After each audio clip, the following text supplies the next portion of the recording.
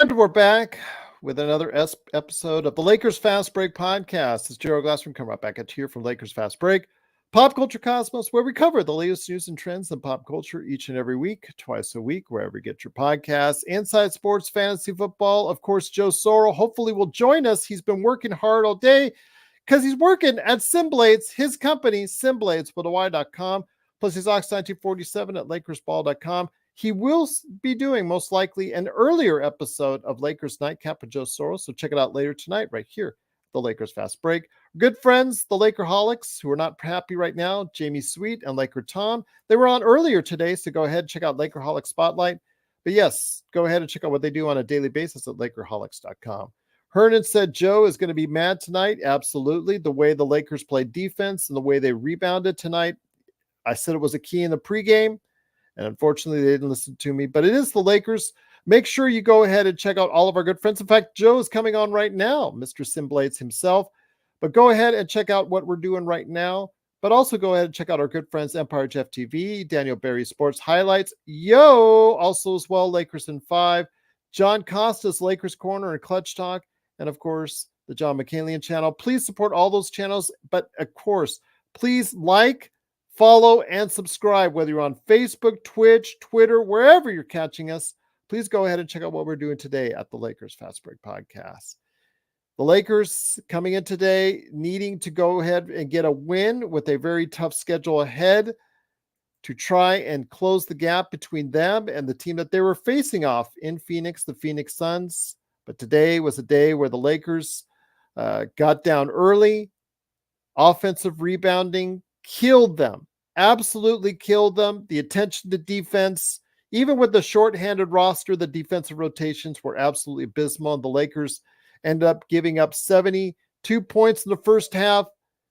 And the Lakers cut it down to 2 in the second half, but it was not to be, as the Lakers rebounding, again, getting out rebounded 14-3 on the offensive boards. The Phoenix Suns shooting over 40% from 3.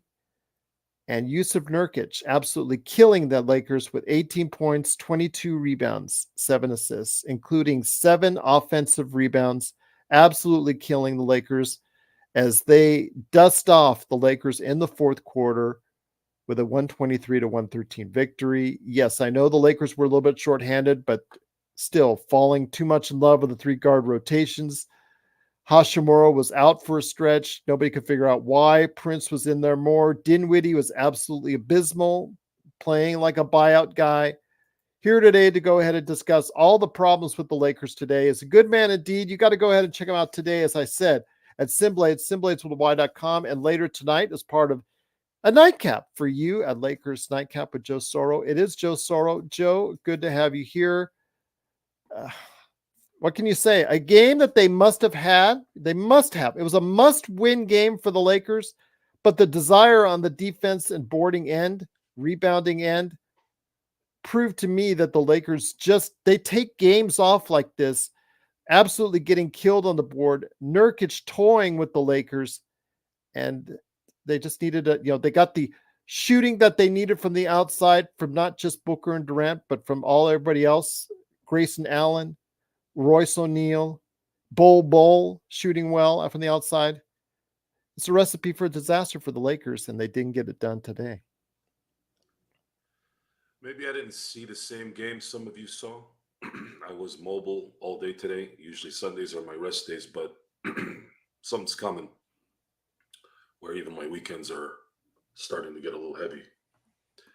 Unfortunately, things are starting to get heavy for the Lakers here towards the stretch run, and they're going to continue to get heavier to the point where they're probably not going to be able to carry it anymore. The Lakers lost tonight, losing the way they've been losing all year. There isn't any effort issue in terms of what I saw tonight. We saw effort. I saw effort. I did see effort. I was trying to deny it in my head that it was effort, because that would be a reason why they're losing. It's not. Excuse me. It's not that. They are losing in the same way they've been losing all year, which is giving up offensive rebounds. And not only giving up offensive rebounds, but giving offensive rebounds in the worst way because the other team ends up scoring after it. I didn't jot down the scores, but I counted for sure out of those 14 rebounds, they scored at least on those offensive rebounds 14 points. It might not be 14 points, but in my head, while being mobile, I think I counted 14 points. That is an absolute devastation to your team. The Lakers won a championship in 2010 in a game 7 because the Celtics could not rebound, and they only won by 4. If the Celtics had just sucked at rebounding that night, they would have won, but they were abhorrent. Abhorrent. You probably heard me say that word a lot more this year, but that's what the Lakers have done for an entire third of a season, which is not able to rebound. Their feet don't seem to move. Their positioning don't seem to be in any kind of coherent positioning. Their eyes are too fixated on the ball instead of actually going after the ball. These are things that you're taught. These are things that are implemented in practice. These are instincts that are taught. These are fundamentals that are taught.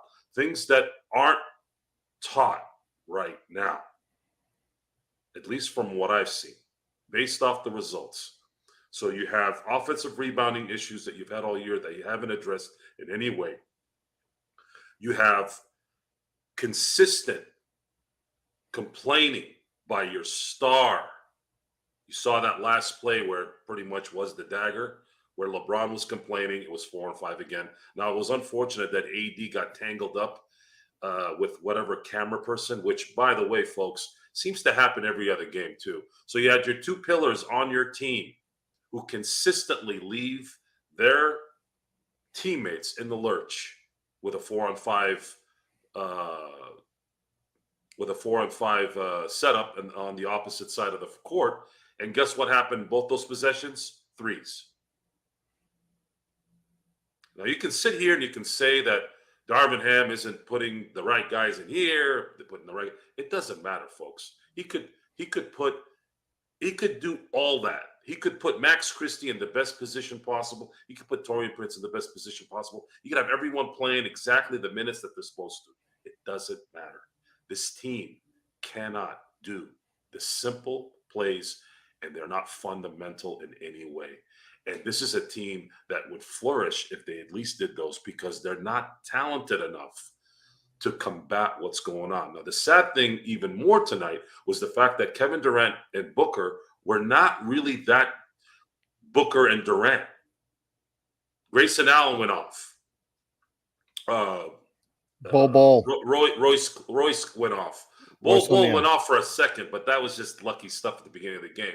Of course, Nurkic was absolutely destroying everybody, and including AD.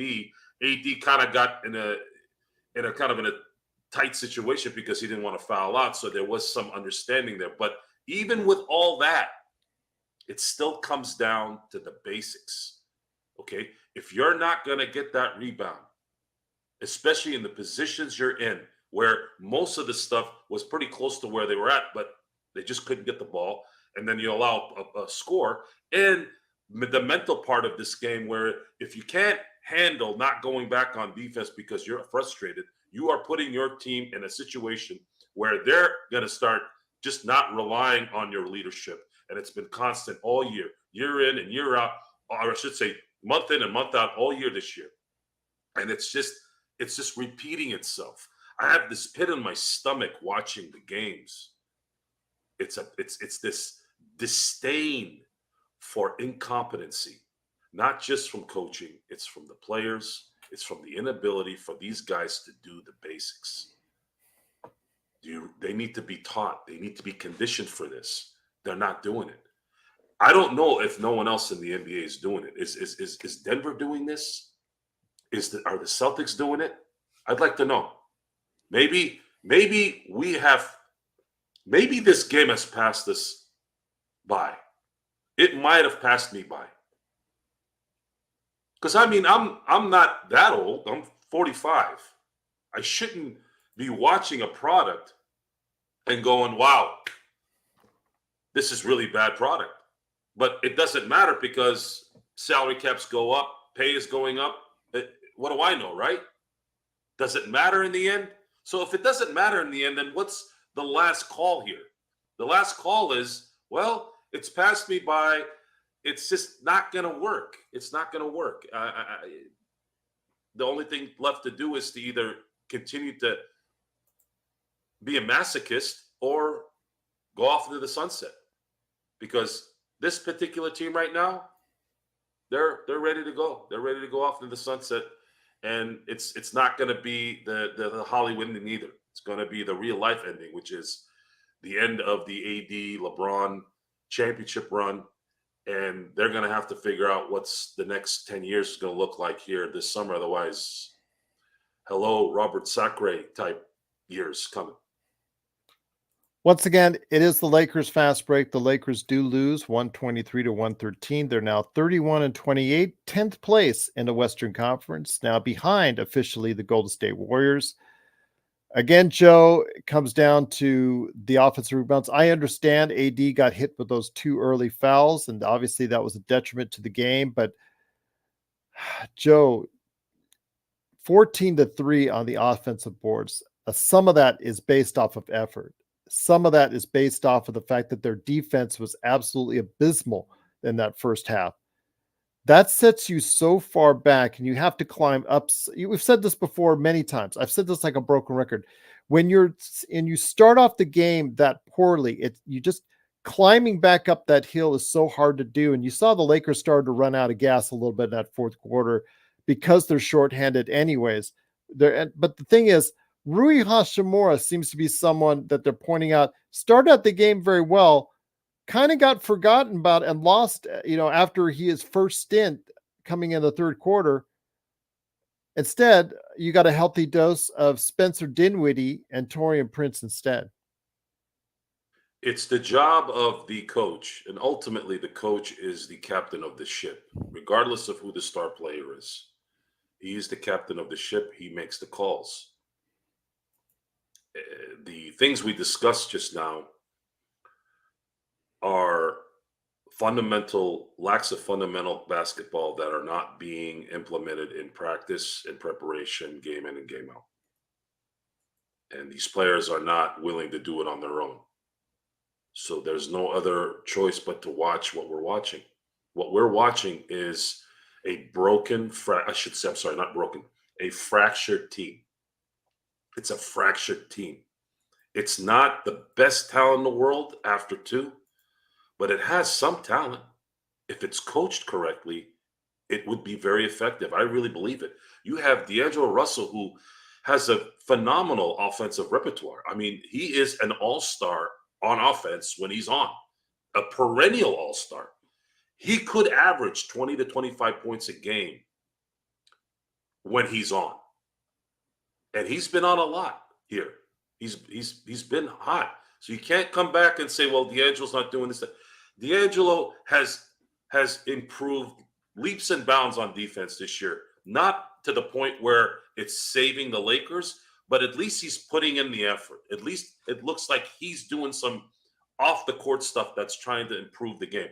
You have Austin Reeves. At the end of the day, folks, he is a non-drafted player who has gotten to this position. We cannot complain and with a straight face with that. He is a starter in the NBA, and he wasn't drafted. And he's a pretty effective guy. Then you have Rui Hachimura, who for some reason can't get 35 minutes a game when they need it. Why? I don't know.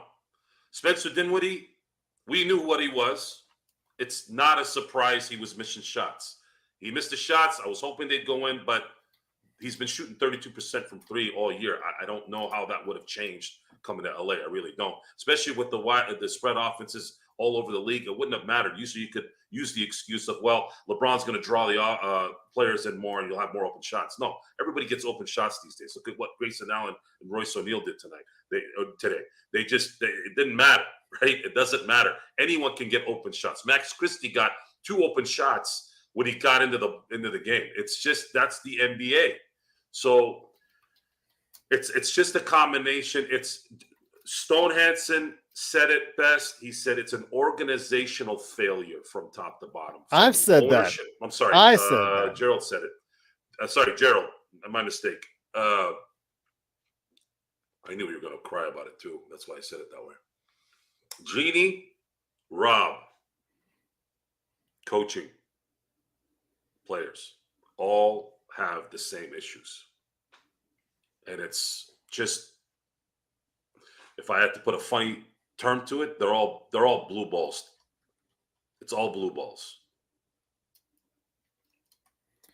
They make these comebacks, they're down 2. You're thinking maybe they might tip it over. Boom, it goes back to 10 immediately.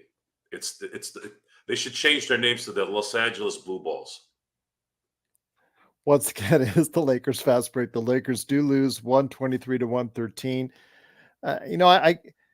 I can't say I disagree with you on Austin, because it's like found money when you have a player that can play rotationally, for you.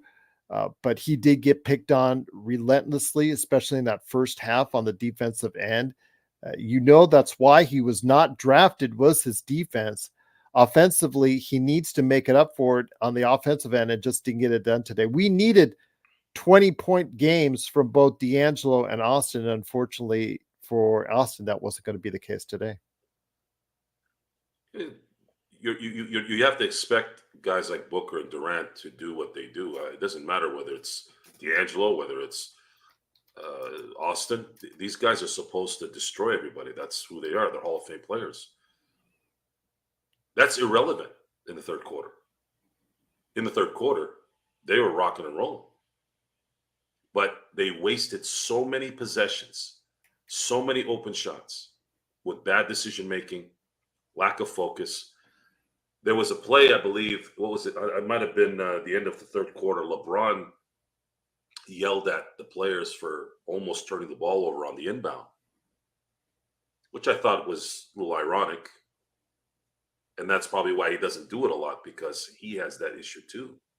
Lack of focus, the lack of attention span. This is the generation's mindset. This generation of lack of attention span. And it's not the pimply teenage kids. It's not the college dummies. It's everyone. Everyone. I've been to trips where I've seen gray-haired old people with their gray-haired children sitting at an eating area, and all of them have their phone and their heads like this. What's scary, though, is after that first quarter, they were terrible with the ball.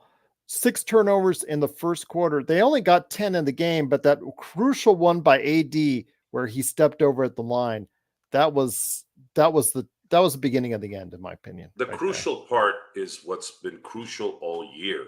We can't continue to blame certain things in the first quarter, or whether Booker did this or whether Durant did that. It's irrelevant, because the relevancy is, what have the Lakers been doing all year consistently? Exactly what they did in this game. This is not a surprise. This is what they've been doing all year. It just was ramped up a little bit more. 22 rebounds by Nurkic. That's how bad the Lakers are on the offensive boards. They're the worst rebounding team I've ever seen in terms of any Laker team I've ever seen. And they have the talent to rebound better. They have the talent, but it's about sheer will, focus, and fundamentals. They don't have that. Everything is a drop, shoot. Drop, shoot. Pass, sort of, shoot. That's all it is. When you can't fall back on your fundamentals when things aren't going well. So let's talk about that for a second. The Lakers had a dry spell at the worst time when it was like right around the third quarter also, where they didn't score for like 3 or 4 possessions, and then Phoenix didn't score for 3 or 4 possessions. That right there, when you watched how they performed in those 3 and 4 possessions, strictly fundamental type basketball. The passing was terrible. The positioning was terrible. The court balance was terrible. And they you can tell, because the way their shoulders are just slumping when something doesn't go right. They're not engaged. They're not engaged. They're not wired to be engaged. Folks, doesn't matter if it's the 12th man on the team or LeBron James. Players, you've heard this before, players want to be coached. Now, there might be a little bit of a caveat there with LeBron because he has had a history of being a coach killer, and it's warranted. However, if it results in wins, he usually shuts the hell up. What happened to Frank Vogel when they started losing? He got kicked out. He didn't support him. He didn't do anything. If LeBron had gone to Genie and Robin said, do not fire Frank Vogel, he's good, the hell with Westbrook, none of this would happen. None of this would have happened. We wouldn't have to deal with Darvin Ham era. But he doesn't do that. And he's done that kind of stuff his whole career. And it's one of the things, not all, one of the things that has kept him from winning more championships. And in the end, when they close the book on LeBron's career, it's going to be one hell of a book. He's got to have he did a lot of things, but you all know, you've heard me say it before. It doesn't matter how many points he scored. Doesn't matter how many games he played. Doesn't matter. Nothing matters. All it's going to matter is this guy might end up playing 24 seasons before it's all said and done. He only won 4 championships. That's 20 years where he didn't win. And when it comes to NBA basketball, it's about winning, especially when you have only 5 guys on the court. If it's baseball, if it's football, it's a little difficult to judge one player on that greatness. But in basketball, and you're a self-proclaimed greatest of all time, yeah, that's where you are with that. And again, guys, this discussion about LeBron is about what the team personality is. He is the leader. He is the leader. And they have adopted this leadership with the combination of Darvin Ham, whatever that is. And this is the result. Lack of fundamentals, lack of focus, lack of execution. Why? Because they're not about it. They're just not about it. Once again, it is the Lakers fast break. The Lakers do lose 123-113. They fall to 31-28. They are 10th place in the Western Conference. They're still 4 games ahead of Utah, so I really see that the Lakers at this point are just fighting for 9th or 10th place in the Western Conference standings, looking like they're going to have quite a hill to climb to get even into the playoffs. At this point, it's efforts like these and games like these that really get cast doubt on the future of the Lakers at this point forward. And you said it best, that it looks more and more like the Lakers are playing out the string in more ways than one, Joe. They had a chance to win this game. I don't know if they really had a chance to win in Golden State, really. That would just seem like Golden State had to win that game. They'd been off so many times against the Lakers. I think before that loss, the Lakers were 8-2 against them. Mm-hmm. Coming out of the break, being in the position they're in, Draymond Green hitting threes, that game it was the way the Warriors were going to win it, and that was just kind of how that night was going to go. I know LeBron didn't play, but maybe that's probably what LeBron thought. But then again, we never know. Now, there's some folks on here that are saying that this is a LeBron bash. Folks, you really coming with that? Who's the leader of the team? Who didn't run back on defense because he didn't get the call he wanted? How many times have we seen that this year? You guys know anything about leadership? Those of you who are comparing it to something? No, it has nothing to do with that, whether it was his fault or not. He is the leader. If he's not running back on defense in a crucial part of the game and they score, whose fault is it then? Me? Gerald? You? It's not just that play. It's a microcosm of the entire aura of the team. So what do you want me to say? You want me to blame Austin Reeves? You want me to blame Phil Handy? Okay. I blamed AD for gallivanting with the camera people. You heard me say it. He does it like 3 or 4 times a game, right? You would think that you would adjust to that. But who called himself the greatest of all time? Who's putting hourglasses in their little Twitter thingies? I'm not doing that. Gerald's not doing it. You're not doing it. What do you want me to say? This guy's focusing on hourglasses online. His team can't even rebound. You tell me, if I'm running a business, the star player of an NBA team is the CEO of that team. The quarterback in the NFL is the CEO of that team. You tell me, if your company is failing, who the hell are you going to blame? Mother Teresa? Who?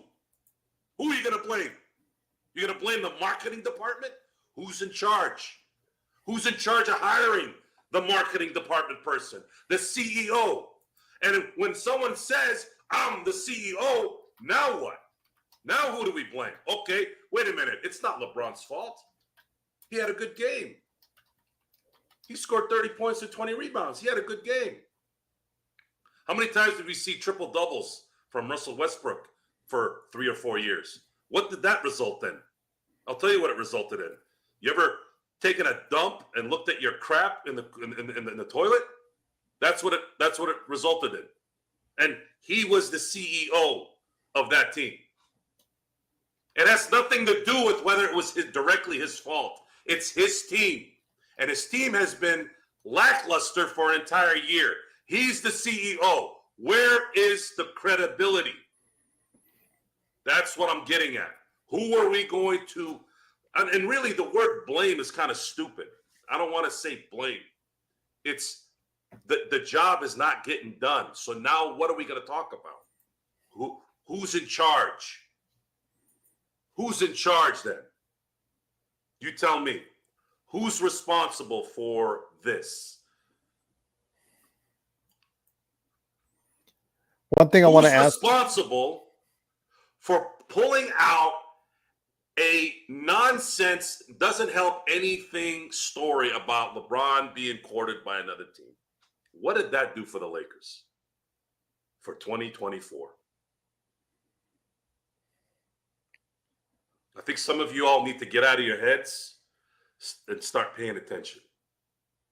It's entertainment. It's not that big a deal. There's more important things in life. But we're talking here. We're talking about this subject. And you can use this for real life stuff. You tell me, how are we supposed to respond? Are we going to blame Darvin Ham for everything in the world? Because that's the kind of culture we're in. We've been in that culture for a while. We just blame this, blame that, blame this. Okay, here's what I like to do. I like to blame the person who really has who is the decision maker? That's the question. Who is the true decision maker here? If you want to blame somebody, you tell me. Is it Jeannie? Does Jeannie really control this team? Does Rob? Does Darvin Ham? Let me tell you this. If I was the head coach of the Lakers and LeBron said, hey, I'm going to sit out this game, I'd be like, what? Says who? No, I said I'm going to sit out. No, you're not sitting out. Otherwise, you're going to get fined. Oh my God, players used to get fined for not showing up to practice and coming to game on time. What happened to that? Oh, we can't do that anymore, man. No. You might leave. Okay. There you go. I guess we have no choice. Once again, it is the Lakers fast break. The Lakers do lose 123-113. Little Chris, thank you so much for the super chat. Truly appreciate it. He said the Suns had Bol and KD and Nurkic on the floor while Ham had 4 guards. I understand that the rotations were hampered by the injuries and they were limited on the rotation. I cited part of it being the fact that your draft choices are absolute failures. So they're not even there in Phoenix. They're at South Bay. That's how bad they are right now when you need them the most because of these injuries. But also as well, Ham obviously not finding whatever, ways he could go ahead and utilize the roster. But his excuse after the game for not using Max Christie, for those wondering why Max Christie didn't play, which I'm not one of those, but he said Anthony Davis's early foul trouble altered the rotation and led him to playing Max Christie later than he planned to. I don't know how that's still going to go ahead and make up for the fact you got absolutely killed on the offensive boards, 14-3. I don't know what Max Christie's going to do there. I think he's missing the point. When he says these things, I always think he just does not clearly understand exactly what went wrong and how it affected the game. Okay, yes. He doesn't know what he's doing. We can go into semantics all we want. He doesn't know how to coach. He's not a good, he should not have ever been a head coach. That guy just spews excuse after excuse after excuse after excuse. So if your head coach is an excuse machine, what do you think your team's going to turn into? And if you're not, let's say you're Frank Vogel, who's a company man, who says all the right things and still puts the onus on the team and his ability to do something, you still don't get rewarded for. And winning a championship, by the way, you still don't get rewarded. So at what point does this matter? That's why I fall back on the players. That's why I fall back on the people who really have control over this. Because this league, this sports environment in all areas has come down to kissing the ass of the stars and dealing with their BS at an astronomical level that I've never seen. Well, when you let players make transactions, when you let players make those kind of calls, you don't let the GMs and you don't let the professionals up in the building, up in the offices who are actually scouting and paying attention to those details while you're out clubbing and playing basketball, obviously, and yapping on social media. All of a sudden, you know what this thing needs. Look what's going on in Milwaukee. Look what Giannis has done. Giannis is turning over, guys. Giannis is starting to get over that nice guy thing, and now he's starting to turn into that bad guy making bad decisions thing. What's his brother doing on that team? What is this, a charity? Is this what it is? Is that you ask me why I get mad when you guys keep telling me about Bronny James coming and playing with Bron? Why I get angry? Because of crap like that.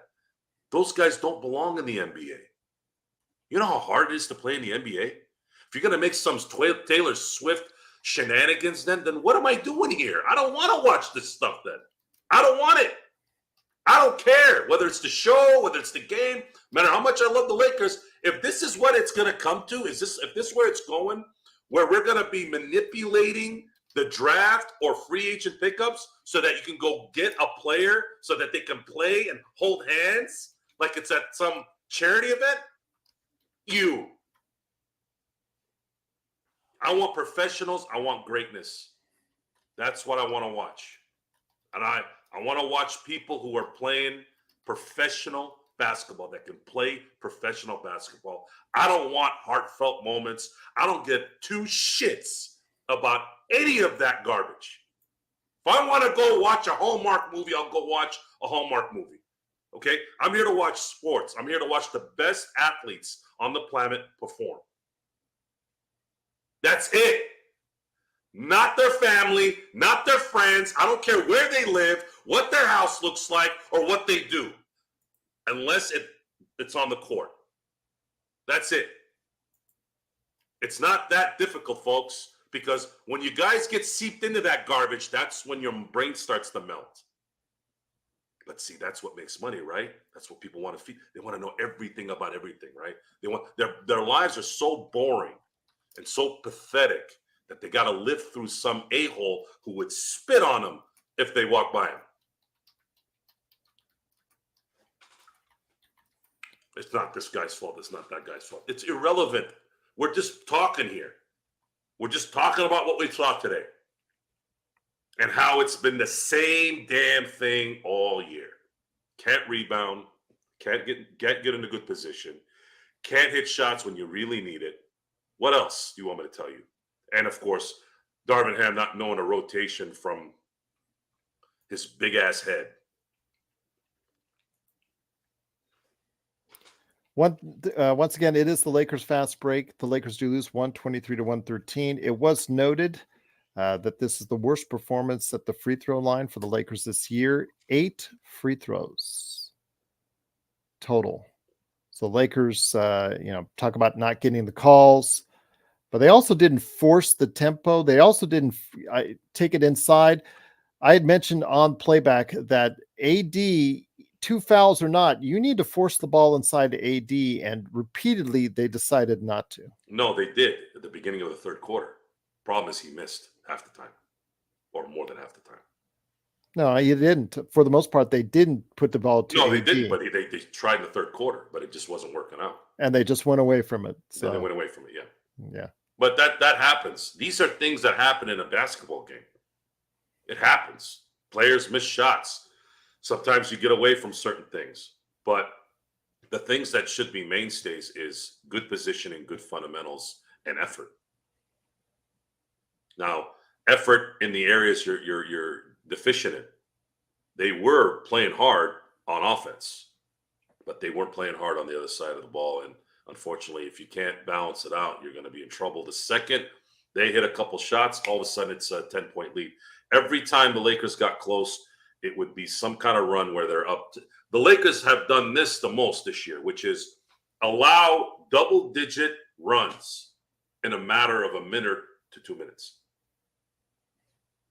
The Lakers can be up 1 or down 1, and all of a sudden they're down 10 in a blink of an eye. And maybe it's like this in all the NBA, but this team can't afford to do that because they're not really that kind of team. They don't have any clutch gene. They can't win games at the end, really. They haven't had a lot of close games like that, but they can't really – you can't depend on them hitting a game-winning shot normally. They close the gap, but they don't go over the gap. I love how this chat is. The best Lakers chat room that's out there is the Lakers Fast Break. Everybody loves to just like change history or say this, say that about this individual or whatnot, who's playing well now on another team. But, a month from now, if they're struggling or whatnot, everybody seems to forget about them. Yeah, it is the best Lakers chat room that's out there, the Lakers Fast Break. But the narrative and the structure as far as what's going on seems to always deviate and change. I will say this, Joe, when it comes right down to it, the Lakers defensively have not been good. And it's not just this game. Since the All-Star break, it's been bad. Even before the All-Star break, we know they were winning, but they were outscoring their opponents, and they were shooting 50, 40, 80. That's really a hard thing to go ahead and lose when you're shooting that well. So who cares about the defense, right? Seemingly that seems that the Lakers, since this is the way the season has been going. When their offense has been bad, their defense has been good. Now their offense has been pretty good, but their defense has been going awry. No, the defense has been bad all year. At times it was good. Like I said, when they like IST, they focused on the defensive end a lot more, created transition, and they created a lot of turnovers at that point in time. Now, not a lot of transition points other than those couple, slams that we saw from LeBron. But that in reason is part for the only 8 free throws for the team today. My memory, if it serves me correctly, Phoenix, Indiana, New Orleans. I don't know. That seems like a distant memory to me. I didn't ever look at that run, whatever that was, as a barometer to what they were going to become later. It was simply a attention-getting month of what? Are we going to finish this season holding our head up high as the in-season tournament winners? Matter of fact, it's actually making the tournament look more stupid. Agreed. But they did that because they figured out a way to make money from it. It doesn't really matter whether it sucked or not. People like things that suck these days. People support things that suck these days, so it doesn't matter. There is no consequence to any bad decision anymore. And you should know that better than anybody, Gerald, because you're very good in the video game world. Warner Brothers continues to take nice, what's on everyone, and they just keep sucking it up. Oh, they'll go online and complain like the snatches they are, but they're still buying the stuff. But they're complaining. Oh, and they're putting content online and giving them good publicity regardless. Because there's no such thing as bad publicity. As long as you keep talking about and branding that name more and more because of your complaints, it doesn't matter. Oh, and banks and loan people are still going to give those guys money. They'll never not have money. What is it? Is it Warner Brothers? What are they? 44 billion in debt? Yeah. Although actually, I will say we had a conversation the other day about their streaming services don't make a profit out there. I know that the last quarter, I believe Netflix did. Max reported that they actually, because of the strike, where they didn't have to worry about making movies because they were, the actors on strike last year, they actually ended up making a year-over-year profit for the first time for Max ever. There you go. They're like the United States version of the movie business. You can go into debt all you want. It doesn't matter. Just print more money. And really, that's what the NBA and the NFL are. It doesn't matter. They can. Didn't Genie take a loan out or something a few years back? What, the PPP loan? It might have been something else too. I don't think it was the PPP loan. Okay, I'm not familiar with it. Yeah, some of that stuff I guess came out that she took a loan to do certain things, or there was somebody that took a loan out for. It might have been baseball, but anyways, the Lakers tonight or today, I should say, depending on where you're at, lost in a way they've been losing all year. It just wasn't. I wasn't shocked by the play because I've been watching it all year, and going through the details of the game is really the only thing that changes on the show. But it's the same cause. It's the same symptom. Maybe it's a different disease, but it's the same symptom, or it's the same disease, just different that particular day or that week. It was disappointing again. We saw a substantial amount of Prince over Hashimura. Hashimura actually was playing well offensively in the first half. Yeah, defensively, he wasn't getting it done. And obviously the rebounding is still a sore spot for all of us because the way that Nurkic dominated on that end. But again, it's just some of the things that Ham does as far as his rotations, even if it is a short rotation and you have to give him a little bit of slack for today. But man, just some of the things he does is quite puzzling. When you're short already on the rebounding end, the thing you don't want to do is get smaller by putting more guards out there, Joe. So he played Taurean Prince and Spencer Dinwiddie 50 minutes. Yep. 26 and 24 respectively. When you look at the Laker roster, you really have 5 good players, really. It's basically their starters. Their depth is just nothing. And that's say, as far as the team construction, it just was never, there was never an opportunity, or they didn't really focus on that particular opportunity to get this team at least 7 to 8 deep. Okay, Vando's injured, Gabe Vincent's injured, but you guys, you're the ones that got him. We didn't get him. We knew their deficiencies. So why'd you get him? Why'd you get somebody more stable? And would Vando and Gabe Vincent make a difference? Maybe, maybe not. We don't know because they're not playing. But are you going to blame injuries? Yeah, he's blaming a lot of things. Okay, that's fine. Okay. Tell me why you can't rebound though, especially when I'm watching you, and 3 people are ball watching.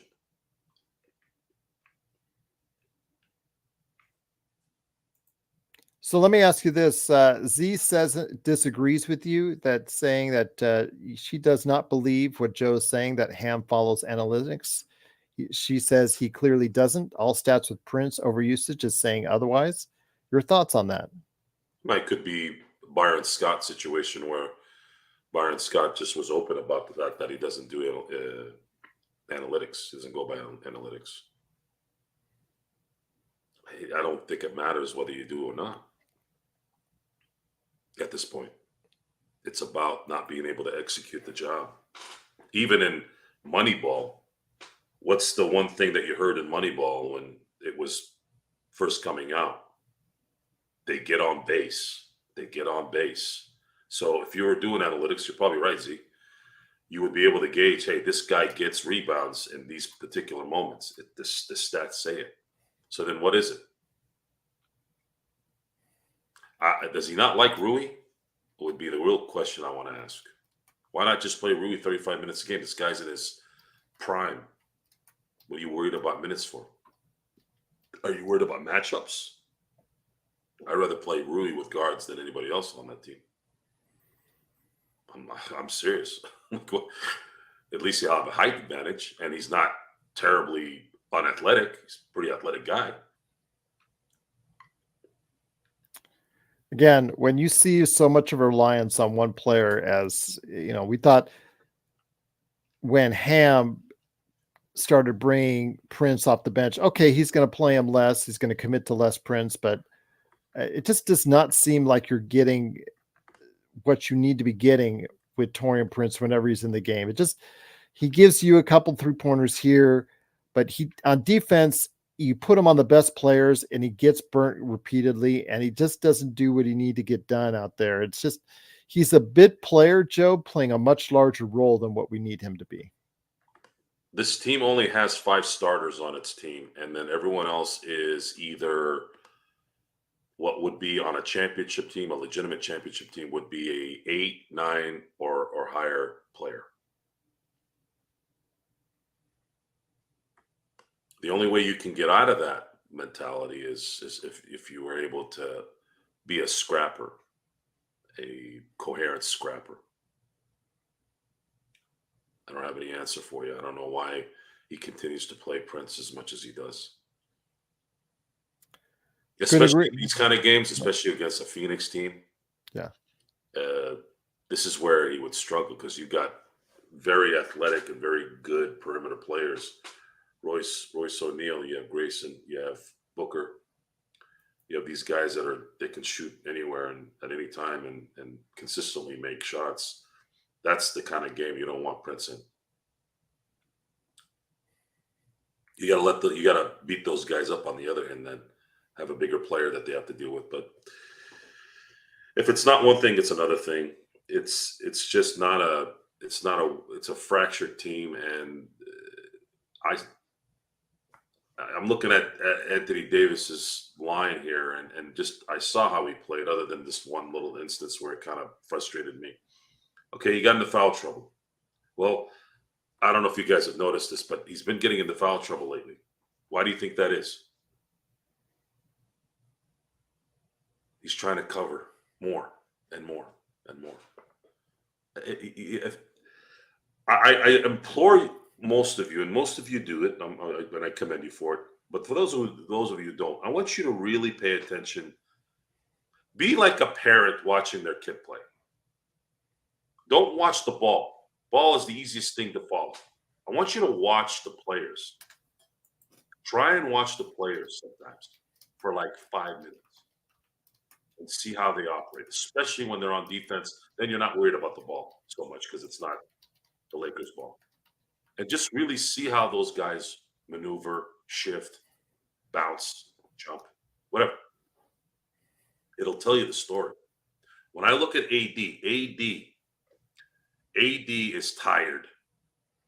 Not physically, maybe a little bit, but mentally tired that he can't do everything. The Nurkic thing, okay, he's getting beat down, right? Why all of a sudden Jokic and guys like Nurkic can take AD? Remember what AD did to Jokic in 2020? Was it because Jokic wasn't blossomed yet? I don't think so. I think the fact that he had KCP, Kuzma, and Caruso around him made it a little bit easier to focus on one guy. And if you watch how he played against Jokic in the last game against Denver, you saw that he was containing him pretty well because apparently that game the Lakers were pretty good on the defensive end most of the game. So there's a lot to this. Watch the game without following the ball, and you'll see some of the major deficiencies that this team has. And it's not always all talent. It's a philosophy. And it's hard to throw that at Darvin Ham a little bit. Frank Vogel is a defensive coaching savant. This is a guy that almost took out LeBron in his prime a couple times. If a couple free throws go a certain way, Indiana was close to beating Miami.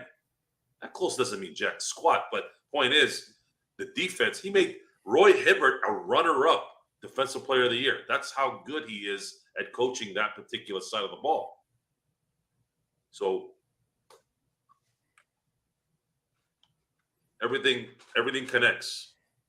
Everything has to flow. Everything is important. Ownership, executive, coaching, players all being together. All that matters. There's a few people that have bucked the trend in the past, but those teams needed Shaquille O'Neal, Kobe Bryant, and Michael Jordan. If you notice, most of the teams that are broken, they don't last too long. You're seeing Milwaukee do that right now. Yep. You saw Philly doing it. You saw the Rockets do it. And of course, we're starting to see Golden State do it.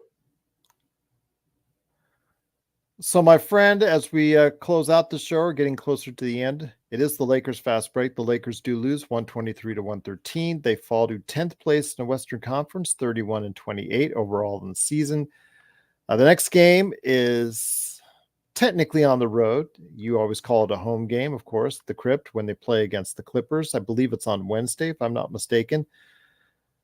Where do we stand, my friend? The Lakers are now 10 games out. 10th place. Looks like they will be still in the play-in mix somehow. But this team right now is really reeling right now. And this is not the way you wanted to come out of the All-Star break. The Lakers are due a win. I believe they have a good shot at winning this next game. This will probably pump them up enough and they'll come back home. And there's a chance they might rise to the occasion on this one. The Lakers are destined to be the 10th team in my eyes, from what I've seen. They have a couple days off here to really get their brains back to normal here. You beat the Clippers on Wednesday, then you face a John in the Wizards the next night. You win those two games, now you got some momentum going into playing Denver a couple nights later. I do want to mention before we go, Joe, about the rookies. Colin Castleton, it was reported during the game. It was like stealth reporting that Colin Castleton is going to be reevaluated in 2 weeks. Broken wrist, so we don't know how long he'll be out. But anybody who had hopes for Colin Castleton playing on the big team, that looks like it's going to be dashed for a little while. But the fact that JHS and Maxwell Lewis were not activated for this game, even with the Lakers so short-handed, because Cam Reddish, as a game-time decision, was held out. Looks like he'll probably be back for the next game, most likely. I know we're all hoping on Cam Reddish. What does that say? But when it comes to the draft choices, it tells you that exactly how bad the Lakers missed on this draft when we're over 50 games into the season, Joe. And still, you cannot count on, even when you need them the most, your first or your second round draft choice giving you anything at all this season. And they needed it this year more than any year. Yeah. Yeah, it's a bummer. It's a bummer they couldn't at least cover that one area where and this was with all the joy of being able to keep that pick, seeing that parts of last year, the Pelicans were sitting 1 and the Lakers were sitting on 15. There was a couple days where the Pelicans were 1 and the Lakers are at 15 or 14. I was like, man, is this really going to happen?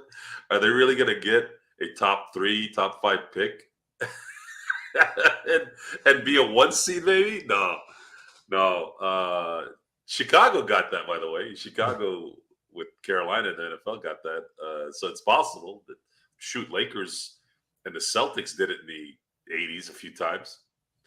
But yeah, it's just a culmination of bad decisions in every angle, every direction. But you could solve some of that if you just did the fundamentals. If you stuck to the fundamentals, and not just on basketball, just in the mental part of the basketball operations. But they're not there. There's no one is left to do their job anymore, I don't think, because they're always trying to compensate for some person or thing that is more important. And the personality is different in this particular time, where